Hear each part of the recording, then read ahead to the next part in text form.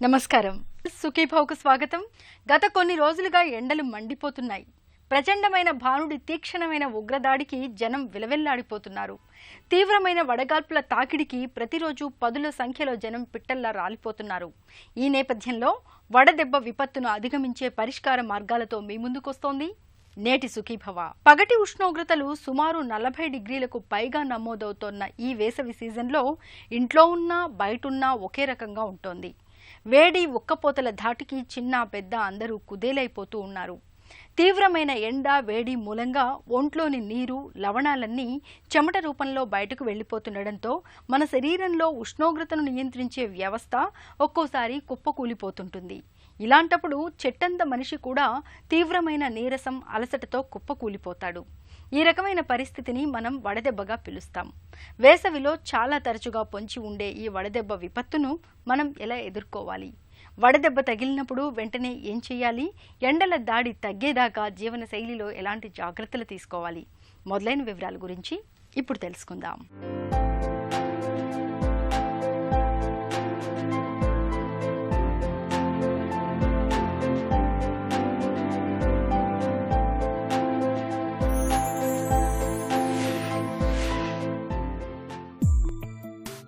రాష్ట్రం నేడు నిప్పుల కుంపటిలా మారింది. ఎండలు 45 డిగ్రీల దాకా నమోదవుతున్నాయి. వేడిగాడ్పులు కూడా పెరిగాయి. నిజానికి తగిన జాగ్రత్తలు తీసుకోవడం ద్వారా అన్ని రకాల వాతావరణ ప్రతికూలతల్ని తట్టుకునే శక్తి మన శరీరానికుంది. అయితే ఈ మండు వేసవిలో ఏ కాస్త నిర్లక్ష్యంగా ఉన్నా మన శరీరం కుప్పకూలిపోయే ప్రమాదముంది. ఎండాకాలం వడదెబ్బ తగిలి ఎందరో అపస్మారకంలోకి వెళ్లడం, ప్రాణాలు కోల్పోవడం వంటి సంఘటనలు మనం చూస్తుంటాం. వేసవిలో తీవ్రమైన ఎండల ధాటికి మన శరీరంలో నీటి శాతం బాగా తగ్గిపోయి చిన్న పెద్ద అందరూ తరచూ వడదెబ్బకు గురవుతుంటారు. ఎండ వలన వచ్చేటువంటి ప్రాబ్లమ్స్, సమస్యలు, వాటిలో మనకు కనిపించే లక్షణాలు అంటే మొట్టమొదట హీట్ ఎగ్జాషన్ అంటాం. తెలుగులో హీట్ ఎగ్జాషన్, హీట్ స్ట్రోక్ రెండింటినీ కలిపి మనం వడదెబ్బ అని దీన్ని మనం మామూలుగా వ్యవహరిస్తుంటారు. దీంట్లో హీట్ ఎగ్జాషన్ అనేది ప్రాథమిక దశ. హీట్ ఎగ్జాషన్లో ప్రాథమికంగా ఒంట్లో ఉన్నటువంటి నీరు, ఒంట్లో ఉన్నటువంటి ఖనిజ లవణాలు అంటే సాల్ట్స్, మెయిన్గా సోడియం, పొటాషియం అనేవి చెమట ద్వారా ఆవిరయ్యి తీవ్రమైనటువంటి ఫ్లూయిడ్ లాస్ జరగటం వలన మెదడుకి, శరీరానికి అందాల్సినటువంటి రక్త సరఫరా సరిగ్గా అందక మజిల్స్కి తీవ్రమైనటువంటి నష్టం కలిగి కండరాలులో ఉన్నటువంటి ప్రోటీన్స్ అనేవి లైస్ అయ్యి డ్యామేజ్ అయ్యి అది రక్తంలో చేరి దాని వలన కిడ్నీస్, తర్వాత లివర్ మీద ప్రభావం చూపించి దాని వలన మూత్రం ఆగిపోవటము, మూత్రపిండాలు దెబ్బతింటము, లివర్ దెబ్బతింటము జరిగి మనిషికి తీవ్రమైనటువంటి నిస్సత్తువ, నీరసము, నడవలేకపోవటము, లేవలేకపోవటము, కళ్ళు తిరగటము, నడుస్తుంటే తోసినట్టు అవటము, శరీరం ఊగినట్టు అవటము, ఇలాంటి లక్షణాలతో వచ్చేదాన్ని హీట్ ఎగ్జాషన్ అంటాం. ఈ దశ నుంచి ఇంకా ఎండ తగ్గకుండా ఇంకా ఎండలోనే ఉండవలసి వచ్చిన వాళ్ళకి ఆఖరిగా మనం చూసేది హీట్ స్ట్రోక్. హీట్ స్ట్రోక్ అంటే ఎండ వలన శరీరం యొక్క ఉష్ణోగ్రత బాగా పెరిగిపోయి శరీరము ఆ ఉష్ణోగ్రతను తగ్గించలేని పరిస్థితి ఏర్పడినప్పుడు, మెదడు యొక్క ఫంక్షనింగ్ ఎఫెక్ట్ అయినప్పుడు, అంటే వాళ్ళకి మాట్లాడడం సరిగ్గా రాకపోవటము, అంటే ఆల్టర్డ్ సెన్సోరియం అంటాం, అంటే స్పృహ సరిగ్గా లేకపోవటము, ఉన్నదాన్ని గుర్తించలేకపోవటము, ఇలా జరగటము బాగా కొనసాగినప్పుడు కోమాలోకి వెళ్ళటం కానీ, ఫిట్స్ లాగా రావటం కానీ జరిగినప్పుడు దీన్ని హీట్ స్ట్రోక్ అని వ్యవహరిస్తారు. వడదెబ్బకు గురయ్యే ముందు మన శరీరంలో కొన్ని ప్రమాద సంకేతాలు కనిపిస్తాయి. ముందుగా విపరీతంగా చెమటలు పడతాయి, చర్మం పాలిపోతుంది, తీవ్రమైన అలసట, నీరసం ఆవహిస్తాయి, తలనొప్పి వేధిస్తుంది, వికారంతో కూడిన వాంతులవుతాయి. ఈ లక్షణాలు కనిపించే స్థితిని నిస్త్రాణ అంటారు. ఇలాంటప్పుడే వడదెబ్బ తగిలి మనిషి అపస్మారకంలోకి వెళ్లిపోయే పరిస్థితి ఎదురవుతుంటుంది. ఎండ ఎంత ఎక్కువగా ఉంటే అంత హీట్ స్ట్రోక్ కానీ హీట్ రిలేటెడ్ ఇంజురీ వచ్చే ఛాన్సెస్ ఎక్కువగా ఉంటాయి. రెండవది అంతే ముఖ్యమైనది హ్యూమిడిటీ అంటాం, లేదా గాలిలో తేమ శాతం. కొన్ని చోట్ల మనకు తెలిసే ఉంటుంది, అంటే కొన్ని ప్రదేశాల్లో గాలిలో తేమ తక్కువగా ఉన్నప్పుడు అదే ఎండకి మనకు పట్టే చెమట తక్కువగా ఉంటుంది. అదే తీర ప్రాంతాల్లో కానీ లేదా గాలిలో తేమ శాతం ఎక్కువగా ఉండేటువంటి ప్రాంతాల్లో కానీ మనకి అదే ఎండకి అదే టెంపరేచర్కి పట్టేటువంటి చెమట చాలా ఎక్కువగా ఉంటుంది. చెమట ఎంత ఎక్కువగా పడితే అంటే హ్యూమిడిటీ ఎంత ఎక్కువగా ఉంటే దాని వలన హీట్ రిలేటెడ్ ప్రాబ్లమ్స్ రావడానికి అంత ఎక్కువ రిస్క్ ఉంటుంది. అన్నిటికంటే ప్రాబబ్లీ ఎక్కువ ఇంపార్టెంట్ అనేది దాన్ని అక్లమటైజేషన్ అంటారు. అంటే తెలుగులో సాత్మీకరణ లేకపోతే అలవాటు పడటం అంటారు. అంటే ఒక టెంపరేచర్కి మనం ఎంత అలవాటు పడ్డాము అనే దాన్ని బట్టి మన శరీరము ఆ ఉష్ణోగ్రతకి ఎలా రెస్పాండ్ అవుతుంది అనేది ఆధారపడి ఉంటుంది. ఆడవాళ్ళకి ఎండని తట్టుకునేటువంటి శక్తి తక్కువగా ఉంటుంది. సో జనరల్గా మగవాళ్ళ కన్నా ఆడవాళ్ళకి ఈ రిస్క్ అనేది ఎప్పుడు ఎక్కువగా ఉంటుంది. కొన్ని ప్రొఫెషన్స్లో వర్క్ చేసే వాళ్ళకి ఆబ్వియస్లీ ఎక్కువగా ఉంటాయి. అంటే ఎండలో ఎక్కువగా వర్క్ చేసేటువంటి వాళ్ళకి, అదంటే ఫర్ ఎగ్జాంపుల్ స్పోర్ట్స్ మెన్ కావచ్చు, ఎండలో ఆడేవాళ్ళు కావచ్చు, లేకపోతే మిలిటరీ వాళ్ళు కావచ్చు, పోలీస్ వాళ్ళు కావచ్చు, ఎండలో పనిచేసేటువంటి కార్మికులు కావచ్చు, ఫిజికల్ లేబర్ చేస్తున్న వాళ్ళు కావచ్చు, ఇట్లాంటి ఆక్యుపేషన్స్ వాళ్ళకి బికాజ్ ఈ రిస్క్ అనేది ఎక్కువగా ఉంటుంది. అంటే హీట్కి ఎక్కువగా ఎక్స్పోజ్ అవుతారు కాబట్టి ఇది ఎక్కువగా ఉంటుంది. ఫైనల్లీ కొన్ని మందులు వాడుతున్న వాళ్ళకి కానీ మద్యం బాగా సేవించే వాళ్ళకి కానీ ఖచ్చితంగా ఈ ఎండని తట్టుకునే శక్తి తక్కువగా ఉంటుంది. ఇంకొకటి చెప్పుకోదగ్గ అంశం, వయస్సు యొక్క 2 ఎక్స్ట్రీమ్స్కి అంటే చిన్న పిల్లలకి వృద్ధులకి కూడా ఎండని తట్టుకునేటువంటి శక్తి తక్కువగా ఉంటుంది. ఈ రిస్క్ ఫ్యాక్టర్స్ ఉన్న వాళ్ళకి హీట్ రిలేటెడ్ ఇంజురీస్ కానీ వడదెబ్బ కానీ తగిలేటువంటి అవకాశాలు చాలా ఎక్కువగా ఉంటాయి మిగతా వాళ్ళకన్నా. వడదెబ్బ తగిలినప్పుడు వెంటనే ఏం చేయాలో మనలో చాలా మందికి తోచదు. చుట్టూ గుమికూడిపోతూ ఉంటారు. ఇలా చేయడం వల్ల వడదెబ్బ తగిలిన వ్యక్తికి సరిగా గాలి ఆడక మరింతగా ఉక్కిరిబిక్కిరైపోతాడు. అసలు వడదెబ్బ తగిలినప్పుడు మనం ఏం చేయాలో ఏం చేయకూడదో ఇప్పుడు తెలుసుకుందాం. మన శరీరానికి ఒక అద్భుతమైన గుణం ఉంది. అది ఏ వాతావరణాన్నైనా తట్టుకోగలదు. వణికించే చలిని తట్టుకునేందుకు తన ఉష్ణోగ్రతను పెంచుకోగలదు. మండే ఎండల్ని తట్టుకునేందుకు ఉష్ణోగ్రతను తగ్గించుకోనుగలదు. ఈ శారీరక సామర్థ్యానికి కూడా ఒక పరిమితి అనేది ఉంది. ఆ పరిమితి దాటితే ప్రమాదం. 40 డిగ్రీలు దాటిన ఎండవేడికి ఎక్కువగా గురైతే మన శరీరంలో ఉష్ణోగ్రతను నియంత్రించే వ్యవస్థ దెబ్బతింటుంది. దీంతో శరీరంలోని వేడిని చెమట రూపంలో బయటకు తీసుకెళ్లే మార్గాలు మూసుకుపోతాయి. వడదెబ్బ తీవ్రతకు ఒంట్లో ఉన్న నీరు, లవణాలు మొత్తం ఆవిరైపోయి శరీరంలో చాలా జీవక్రియలు స్తంభించిపోతాయి. ఫలితంగా వేడి అమాంతంగా పెరిగిపోయి శరీరం కుప్పకూలిపోతుంది. కొన్ని సందర్భాల్లో వడదెబ్బ తగిలిన వ్యక్తులు అపస్మారకంలోకి వెళ్లిపోతుంటారు. ప్రాణాలకు కూడా ప్రమాదం ఏర్పడుతుంటుంది. ఇలా వడదెబ్బకు గురయ్యేది ఎక్కువగా పిల్లలు, వృద్ధులే. వడదెబ్బ అనేది నిజానికి ఒక medical emergency. Heat related injuries కానీ వడదెబ్బ తగిలినప్పుడు కానీ మనం చేయగలిగినటువంటిది ఏంటి అంటే, ఫస్ట్ వ్యక్తి యొక్క ఒళ్ళు వేడిగా కాలిపోతున్నప్పుడు, అంటే బాడీ టెంపరేచర్ బాగా పెరిగినప్పుడు మొట్టమొదట మనం చేయాల్సింది ఎండలోంచి వాళ్ళని దూరంగా తీసుకెళ్ళటం, చల్లని ప్రదేశానికి తీసుకెళ్ళటం, ఎండ నుంచి ఫర్దర్ ఎక్స్పోజర్ ఆపటం. రెండవది, ఎంత తొందరగా పాసిబుల్ అయితే అంత తొందరగా వాళ్ళ బాడీ టెంపరేచర్ని తగ్గించటం. ఇది డిఫరెంట్ రకాలుగా చేయొచ్చు. హీట్ స్ట్రోక్ అంటే దాని వలన వాళ్ళు ఆల్రెడీ మెదడు అనేది డ్యామేజ్ అయి ఉంటే వాళ్ళు దాన్ని ఎమర్జెన్సీ మెజర్ లాగా ఐస్తో కూడిన నీళ్ళలో వాళ్ళని పడుకోబెట్టడం కానీ, ఐస్ నీళ్లతోటి పూర్తిగా తుడవటం కానీ ఇలాంటివి చేయాల్సి ఉంటుంది. అంటే ఎమర్జెన్సీగా వాళ్ళ టెంపరేచర్ని తగ్గించాల్సి ఉంటుంది, లేదా వాళ్ళ ప్రాణానికి హాని ఉంటుంది. అలా కాకుండా హీట్ ఎగ్జాషన్ వాళ్ళకి కనీసం వాళ్ళని చల్లని ప్రదేశంలో తీసుకువెళ్ళి తడిగుడ్డతో తుడవటం కానీ, ఐస్ నీళ్లతో తుడవటం కానీ, ఐస్ నీళ్ళతో తుడవటం కుదరినప్పుడు మామూలు నీళ్ళతోటి, అంటే అట్లీస్ట్ కొంచెం టెంపరేచర్ నార్మల్గా ఉన్నటువంటి నీళ్ళతో తుడవటం కానీ, లేదా ఐస్ గడ్డలని మనం కర్చీఫ్ లాంటిది కట్టి మెడ ప్రదేశం కానీ, యాక్సిలాస్ అంటాము, సంకలు వీటి దగ్గర కానీ, గ్రాయిన్స్లో కానీ, అంటే ఎక్కడెక్కడైతే పెద్ద రక్తనాళాలు ఉంటాయో వాటికి దగ్గరగా ఈ ఐస్ని కానీ చల్లని తడిగుడ్డల్ని కానీ పెట్టటము, ఒంటిని తుడుస్తూ ఫ్యాన్ కానీ ఏసీ దగ్గర కానీ తీసుకెళ్ళి దాన్ని తుడవటము, లేదా కనీసం విసిన కర్రలు ఇలాంటివి ఉంటే దాంతో విసరటము, చల్లని గాలి తగిలేటట్టు చూడటము. బట్టలని ఎంత తక్కువగా ఉంచితే, అంటే కాటన్ బట్టలు, అనవసరమైనటువంటి బట్టలు తీసేసి మామూలుగా ఉండవలసినటువంటి బట్టలు మాత్రమే ఉంచటము, వాళ్ళ బ్రీతింగ్ సర్క్యులేషన్ ప్రాపర్గా నడిచేటట్టు చూడటము. ఇది మనం ఇమీడియట్గా తీసుకోవాల్సిన జాగ్రత్తలు. రెండవది, వాళ్ళు స్పృహలో ఉండి ప్రాపర్గా నీళ్లు తాగగలుగుతున్నప్పుడు లవణాలతో కూడుకున్నటువంటి ద్రవ పదార్థాలను ఇవ్వటం, అంటే సాల్ట్స్తో ఉన్నటువంటి ఫ్లూయిడ్స్. ఉప్పు, మిగతా ఖనిజ లవణాలు, పొటాషియం అనేవి ఉన్నటువంటివి, కొబ్బరి బొండ నీళ్లు కానివ్వండి, మజ్జిగలో సాల్ట్ వేసి ఇవ్వటం కానివ్వండి, పళ్ళ రసాలు కానివ్వండి, ఇలాంటివి ఇవ్వటము, లేదా 1 లీటర్ నీళ్లలో 1 గ్రామ్ ఉప్పు కలిపి ఇవ్వటము, ఐసోటానిక్ సలైన్ అంటాం దీన్ని మనం. ఇలాంటివి ఇవ్వటము మనం తీసుకోటువంటి నెక్స్ట్ జాగ్రత్త. మూడవది ఎమర్జెన్సీ, అంటే తీవ్రమైనటువంటి ఎండ ప్రభావం కలిగిన వాళ్ళని ఎంత తొందరగా కురితే అంత తొందరగా ప్రాపర్ హెల్త్ సెంటర్ కానీ హాస్పిటల్ కానీ తీసుకెళ్ళటం మనం తీయగలిగినటువంటి మూడో జాగ్రత్త. వడదెబ్బ తగిలిన వారిలో శరీర ఉష్ణోగ్రత ఒక్కోసారి 105 డిగ్రీల దాకా వెళుతుంది. శ్వాసక్రియ వేగం, రక్తపోటు పెరుగుతాయి. పల్స్ రేటు బాగా పెరిగిపోతుంది. ఒక్కోసారి స్పృహ కూడా కోల్పోతారు. ఈ స్థితిలో నిర్లక్ష్యం చేస్తే ప్రాణాంతకమయ్యే అవకాశం కూడా ఉంది. వడదెబ్బ తగిలినప్పుడు ముందుగా ఆ వ్యక్తి ఒంటిపైన ఉన్న దుస్తుల్ని తొలగించాలి. చల్లగా గాలొచ్చే ప్రదేశంలో పడుకోబెట్టాలి.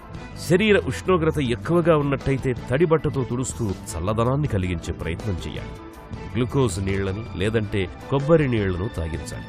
పరిస్థితి మరీ ప్రమాదకరంగా కనిపిస్తున్నప్పుడు వెంటనే పేషెంట్ని ఆసుపత్రికి తరలించాలి. వేసవి కాలంలో కొన్ని మందులు వాడేవాళ్ళు ఎక్కువగా జాగ్రత్తగా ఉండాల్సిన అవసరం ఎంతన్నా ఉంది. కామన్గా వాడేటువంటి బీపీ మందులు కొన్ని, ఫర్ ఎగ్జాంపుల్ డయూరిటిక్స్ వలన బాడీలోంచి ఖనిజ లవణాలు ఎక్కువగా పోతుంటాయి.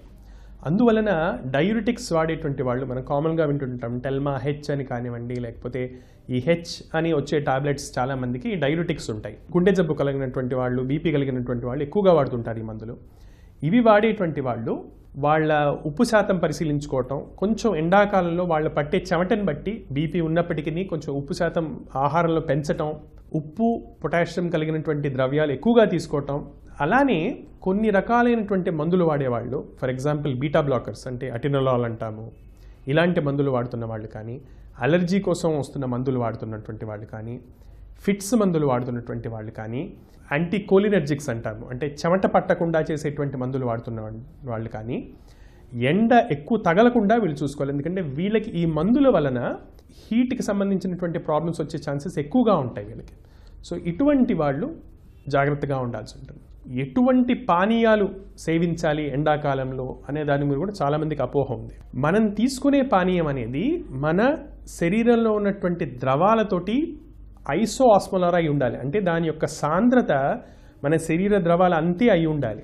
కానీ నార్మల్గా మనం తాగేటువంటి కూల్ డ్రింక్స్, అది ఏదన్నా కావచ్చు, most of the artificial sweet and cool drinks ఏవైతే ఉన్నాయో అవన్నీ కూడా హైపర్ ఆస్మోలార్ ఫ్లూయిడ్స్. అంటే వాటిని తాగటం వలన అవి ఇంకా పేగుల్లోంచి నీళ్ళని అవి అబ్జార్బ్ చేసుకొని దాని వలన హాని ఎక్కువగా కలుగుతుంది. అందుకు ఎండాకాలంలో తీసుకున్నటువంటి ద్రవాలు ఐసో ఆస్మోలార్ అయి ఉండాలి. అంటే కొబ్బరి బొండ నీళ్లు కానివ్వండి, డిఫరెంట్ ఫ్రూట్ జ్యూసెస్ కానివ్వండి, ఎలక్ట్రాల్ వాటర్ కానివ్వండి, ఓఆర్ఎస్ లాంటిది కానివ్వండి, లీటర్ నీళ్ళల్లో 1 గ్రామ్ ఉప్పు కలిపి నీళ్ళటువంటి కానివ్వండి, మజ్జిగ కానివ్వండి, ఇలాంటి ఫ్లూయిడ్స్ వల్లనే మనకి మేలు కలుగుతుంది. మే నెలాఖరు వరకు ఎండలు తగ్గుముఖం పట్టే అవకాశాలు కనిపించడం లేదు. నైరుతి ఋతుపవనాలు వచ్చేదాకా మనం మండే ఎండలతో వేగాల్సిందే. వేడి ఉక్కపోతలను తట్టుకునేందుకు, వడగాల్పులను కాచుకునేందుకు వీలుగా మన జీవన శైలిలో ఎలాంటి జాగ్రత్తలు తీసుకోవాలో ఇప్పుడు తెలుసుకుందాం. మన రాష్ట్రంలో మే నెలాఖరు నాటికి ఉష్ణోగ్రతలు సుమారుగా 47 డిగ్రీల దాకా నమోదయ్యే అవకాశం ఉంది. ఈ టైంలో ఎండల్లో పనిచేసే వాళ్ళు చాలా జాగ్రత్తగా ఉండాలి. ఎందుకంటే ఎండలో పనిచేస్తున్నప్పుడు వడదెబ్బ తగిలే అవకాశాలు బాగా ఎక్కువగా ఉంటాయి. అలాగే చంటి పిల్లలు, వృద్ధులు కూడా జాగ్రత్తగా ఉండాలి. ఇక స్థూలకాయం, హై బీపీ, షుగర్ వంటి జబ్బులతో బాధపడే వాళ్ళకి తొందరగా వడదెబ్బ తగిలే అవకాశాలున్నాయి. నిద్రలేమి, డిప్రెషన్, హై బీపీ తదితర జబ్బులకు మందులు వాడే వాళ్ళకి కూడా వడదెబ్బ తగిలే అవకాశాలు ఎక్కువగా ఉంటాయి. వీళ్లంతా ఎండాకాలం తమ జీవన శైలిలో తగిన జాగ్రత్తలు తీసుకోవాలి. ఎండాకాలం వృద్ధులు చాలా జాగ్రత్తగా ఉండాలి. వారిలో సెన్సెస్ తగ్గుతాయి. దాహం ఎప్పుడవుతుంది, ఎప్పుడు నీరు తగ్గాలి అనే జ్ఞానం కూడా కోల్పోతుంటారు, ముఖ్యంగా డిమెన్షియా ఉన్న పేషెంట్స్. ఎండాకాలంలో వృద్ధుల గురించి చాలామంది జాగ్రత్తలు పాటించాలి. వారిని చిన్నపిల్లలాగా కాపాడుకోవాలి. వారికి తరచుగా నీరు, లవణాలు ఇస్తూ ఉండాలి. అది కాకుండా కొంతమంది మందులు వాడుతూ ఉంటారు. మధుమేహం, హైపర్ టెన్షను, హార్ట్ డిసీజెస్, కొంతమంది నరాల జబ్బులు, సైకియాట్రిక్ జబ్బులు, ఈ జబ్బులని ఉన్నవాళ్ళు కొన్ని మందులు వాడుతూ ఉంటారు. ఈ మందులు వాడేటప్పుడు వృద్ధులు చాలా జాగ్రత్తగా ఉండాలి. ముఖ్యంగా బీపీకి వాడే మందులు చాలా మందుల్లో ముఖ్యంగా డైరెటిక్స్ వాడినప్పుడు ఎక్కువ మూత్రం వస్తూ ఉంటుంది, డిహైడ్రేషన్లోనే అవకాశం ఉంది. కాబట్టి డాక్టర్ని సంప్రదించి ఆ మందుల డోసు తగ్గించుకోవాలి. అదేవిధంగా కొంతమంది సైకియాట్రిక్ మందులు వాడుతుంటారు. ఈ మందుల వల్ల చర్మం బాగా డ్రై అయిపోయి చెమట రాదు, వారికి వడదెబ్బ తెలిగే అవకాశాలు ఎక్కువ. కాబట్టి ఎండాకాలం ఆ మందులను కూడా తగ్గించుకొని డాక్టర్ సలహా మేరకు. కొన్ని రకాల జబ్బుల్లో, నరాల జబ్బుల్లో కొన్ని మందులు వాడుతూ ఉంటాం. ఉదాహరణకు పార్కిన్సన్స్లో కొన్ని మందులు వాడతాం. ఆ జబ్బులు వాడే మందుల వల్ల కూడా చెమట వచ్చే గుణం తగ్గుతుంది. అప్పుడు కూడా ఆ మందుల డోసు తగ్గించుకోవాలి. ఈ జబ్బులోని ఉన్నవాళ్ళు అంటే మధుమేహం కావచ్చు, హై బ్లడ్ ప్రెషర్ కావచ్చు, హార్ట్ ప్రాబ్లమ్స్ కావచ్చు, నరాల జబ్బులు ఇవి ఉన్నప్పుడు వీరికి తొందరగా వడదెబ్బ తెలిగే అవకాశం ఉంది. కాబట్టి ఈ పేషెంట్స్ ఎండాకాలం బయటికి వెళ్ళకపోతేనే మంచిది. వెళ్ళినా సరే వారు తరచుగా కొన్ని జాగ్రత్తలు తీసుకోవాలి. బట్టలు కానివ్వండి, నీరు లవణాలు కానివ్వండి తీసుకుంటూ, ఎండకు ఏదైనా ఆచ్ఛాదన, గొడుగు కానివ్వండి, టోపీ కానీ పెట్టుకుని వెళ్తేనే మంచిది. వేసవి కాలంలో పిల్లల విషయంలో చాలా జాగ్రత్తగా ఉండాలి. ఎందుకంటే పిల్లల బాడీ సర్ఫేస్ ఎక్కువ. సో వారు పెద్దవారి కంటే కూడా తొందరగా వడదెబ్బకి గురయ్యే అవకాశం ఉంది, తొందరగా డీహైడ్రేషన్ గురయ్యే అవకాశం ఉంది. ఇంకో సమస్య ఏంటంటే పెద్దవాళ్ళలాగా వాళ్ళు దాహం అని చెప్పరు. వేసవి సెలవుల్లో ముఖ్యంగా పిల్లలు అవుట్డోర్లో బాగా ఆడుతూ ఉంటారు, ఎంత ఉత్సాహంగా ఉంటారు. ఆ ఉత్సాహంలో వారికి దాహం, ఆకలి కూడా తెలియవు. అటువంటిప్పుడు పిల్లలు అకస్మాత్తుగా వడదెబ్బలకు గురై చనిపోయే అవకాశం ఉంది. కాబట్టి వారిని ఎప్పుడూ కంట కనిపెడుతూ ఉండాలి. తప్పనిసరిగా క్రమం తప్పకుండా వారు డీహైడ్రేషన్ లోను కాకుండా ఓరోసాల్ కానివ్వండి, ఎలక్ట్రోలైట్స్ కానీ ద్రవాలు ఇస్తూ ఉండాలి, కొబ్బరి నీళ్ళు ఇస్తూ ఉండాలి. పిల్లలకి సాఫ్ట్ డ్రింక్స్ చాలా ఇష్టం, వాటి వద్దని వారికి ఎక్స్ప్లెయిన్ చేస్తూ నివారించాలి. పిల్లలు కొంచెం ఏమాత్రం వారికి సిమ్టమ్స్ నీరసం అనిపించినా, డీహైడ్రేషన్ వచ్చినప్పుడు పిల్లలు వడలిపోతూ ఉంటారు, అంటే కళ్ళు లోతు పోతూ ఉంటాయి, చర్మం అంతా కూడా డ్రై అయిపోతుంది. అలా ఉన్నప్పుడు వెంటనే డాక్టర్కి తీసుకెళ్ళాలి. వడదెబ్బ, చెమట పొక్కులు, కామెర్లు, విరేచనాలు వేసవిలో కనిపించే ప్రధానమైన సమస్యలు ఇవే. శరీరం నుంచి నీరు, లవణాలు ధారాపాతంగా బయటకెళ్లిపోవడం, తీవ్రమైన ద్రవహీనత కారణంగా ఈ సమస్యలు పుట్టుకురావడం జరుగుతుంది. ముఖ్యంగా వేసవిలో తీవ్రమైన నీటి ఎద్దడి, కలుషితాహారం కారణంగా కామెర్లు ప్రబలుతుంటాయి. చాలా మందికి విరేచనాలు పట్టుకుంటాయి. ఈ వేసవి వ్యాధుల విషయంలో ముందస్తు అప్రమత్తతే మనకు రక్షణ కవచం. ప్రత్యేకించి ఈ సీజన్లో మాత్రమే దొరికే పుచ్చకాయ, తాటి ముంజలు, మామిడి పళ్ల వంటి వాటిని తరచూ తీసుకుంటూ ఉండాలి. ఇవి వేసవి సమస్యల నుంచి మనకు చక్కటి ఉపశమనాన్నిస్తాయి. వడదెబ్బ తగలకుండా మనం చేయగలిగింది ఏంటి అంటే, మొట్టమొదటిది దీన్ని మనం డిఫరెంట్ కేటగిరీస్లో చూడొచ్చు. సాధ్యమైనంత వరకు ఎండ తీవ్రంగా ఉండే సమయాల్లో బయటికి వెళ్ళకపోవటము, బయటికి వెళ్ళడం తగ్గించుకోవటము, వెళ్ళాల్సి వచ్చినప్పుడు దాంట్లో శారీరకంగా శ్రమ కలిగించేటువంటి పనులు చేయకపోవటము, ఇలాంటిది మనం తీసుకోవాల్సినటువంటి మొదటి జాగ్రత్త. థిక్గా ఉండేటువంటి జీన్స్ కానీ, సింథటిక్ బట్టలు కాకుండా కాటన్ బట్టలు, గాలి ఫ్రీగా వచ్చేటువంటి బట్టలు, ఇలాంటివి వేసుకోవటం మనం తీసుకోవాల్సినటువంటి రెండో జాగ్రత్త.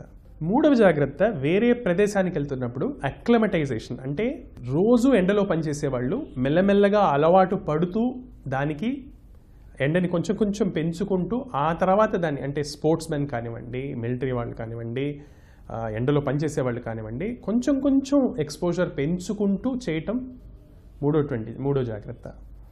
నాలుగవది, ఎండలో వెళ్ళే ముందర కానీ ఎండలో వెళ్తున్నప్పుడు కానీ ఖనిజ లవణాలతో కూడుకున్నటువంటి ద్రవ పదార్థాలు, పర్టికులర్లీ ఐసోటోనిక్ ఫ్లూయిడ్స్, అంటే కొబ్బరి బొండం నీళ్లు లాంటివి కానివ్వండి, పండ్ల రసాలు కానివ్వండి, మజ్జిగలో ఉప్పు కలిపి కానివ్వండి, లేదా ఎలక్ట్రాల్ వాటర్ ఓఆర్ఎస్ అంటాం అలాంటిది కానివ్వండి, లేదా 1 లీటర్ నీళ్ళలో ఒక 1 గ్రామ్ ఉప్పు కలిపినటువంటి నీళ్లు కానివ్వండి, ఇలాంటివి ఎంత ఎక్కువగా అయితే అంత ఎక్కువగా తీసుకోవటం, వెళ్ళే ముందర వెళ్తున్నప్పుడు కూడా ఎక్కువగా తీసుకోవటం, డీహైడ్రేషన్ బారిన పడకుండా మనం తీసుకున్నటువంటి తదుపరి జాగ్రత్త. బాగా నీరసంగా అనిపించినప్పుడు, ఒళ్ళు నొప్పులు వచ్చినప్పుడు, కళ్ళు తిరుగుతున్నప్పుడు దాన్ని నెగ్లెక్ట్ చేయకుండా వెంటనే చలి ప్రదేశంలో ఉండి పడుకొని, అంటే ఒక వ్యక్తికి స్పృహ లేకుండా పోతే కనుక వెంటనే అతన్ని పడుకోబెట్టి, కూర్చోపెట్టకుండా పడుకోబెట్టి, కాళ్ళు కొంచెం ఎత్తు మీద పెట్టి చల్ల నీళ్ళు తోటి అతన్ని టెంపరేచర్ తగ్గేటట్టు చూసి వెంటనే కొంచెం ఖనిజ లవణాలు కలిగినటువంటి ద్రవాలు తాగిపించడం మనం చేయగలిగినటువంటి నెక్స్ట్ జాగ్రత్త. సివియర్ ప్రాబ్లం అన్న వాళ్ళని హాస్పిటల్కి షిఫ్ట్ చేయటం మనం తీసుకునేటువంటి ఆఖరి జాగ్రత్త. జూన్లో నైరుతి ఋతుపవనాలు వచ్చేదాకా ఈ ఎండల వేడిని భరించక తప్పదు. కాబట్టి అంతవరకు వడదెబ్బ తగలకుండా మన జీవన శైలిలో తగిన జాగ్రత్తలు తీసుకోవాలి. ఎండలు తగ్గేదాకా బయట ఎక్కువగా తిరగకూడదు. తప్పనిసరిగా బయటికి వెళ్లాల్సి వచ్చినప్పుడు గొడుగు, వాటర్ బాటిల్ని తప్పకుండా వెంట తీసుకెళ్లాలి. మొబైల్ ఫోన్ని తప్పనిసరిగా వెంట ఉంచుకోవాలి. వడదెబ్బకు గురైనప్పుడు మీ చుట్టుపక్కల ఉన్న వ్యక్తులు వెంటనే మీ కుటుంబ సభ్యులకు సమాచారాన్ని అందించడానికి వీలుగా ఫ్యామిలీ పేరుతో నంబర్లను సేవ్ చేసుకోవడం మంచిది. అడ్రస్తో కూడిన గుర్తింపు కార్డును జేబులో ఉంచుకోవాలి. ఈ సీజన్ ముగిసేదాకా తెలుపు రంగు, అవి కూడా కాటన్ దుస్తుల్ని ధరించడం మేలు. నిత్యం తేలిగ్గా అరిగే ఆహారాన్ని మాత్రమే తీసుకోవాలి. నీరసం బారిన పడకుండా ఉండేందుకు బాగా శక్తినిచ్చే తీపి పదార్థాలను తీసుకోవడం మంచిది. ఎండవేడికి విరుగుడుగా చల్లటి పదార్థాల్ని తరచూ తీసుకుంటుండాలి. అన్నిటికంటే ముఖ్యంగా ఎండవేడికి ఒంట్లో ద్రవ నష్టం ఎక్కువగా ఉంటుంది కాబట్టి ద్రవ పదార్థాల్ని బాగా తీసుకోవాలి. వేసవిలో ఇదే ప్రాథమిక సూత్రం. వడదెబ్బను కాచుకునేందుకు ఈ వేసవిలో మనం నీళ్లను ఎక్కువగా తాగుతూ ఉండాలి. మజ్జిగ, నిమ్మరసం వంటి ద్రవాహారాల్ని, పళ్లరసాల్ని తరచుగా తీసుకోవాలి. ఎండ తీవ్రత ఎక్కువగా ఉండే వేళల్లో బయటికి వెళ్లకూడదు. తప్పనిసరిగా ఎండకు వెళ్లాల్సి వచ్చినప్పుడు గొడుగు వంటి రక్షణ కవచాల సాయం తీసుకోవాలి. వెంట ఎప్పుడూ నీళ్ల బాటిల్ని ఉంచుకోవాలి. వేసవిలో మన ఆరోగ్యాన్ని దివ్యంగా ఉంచే తారక మంత్రాలు ఇవే. తిరిగి రేపటి సుఖీభవలో కలుసుకుందాం.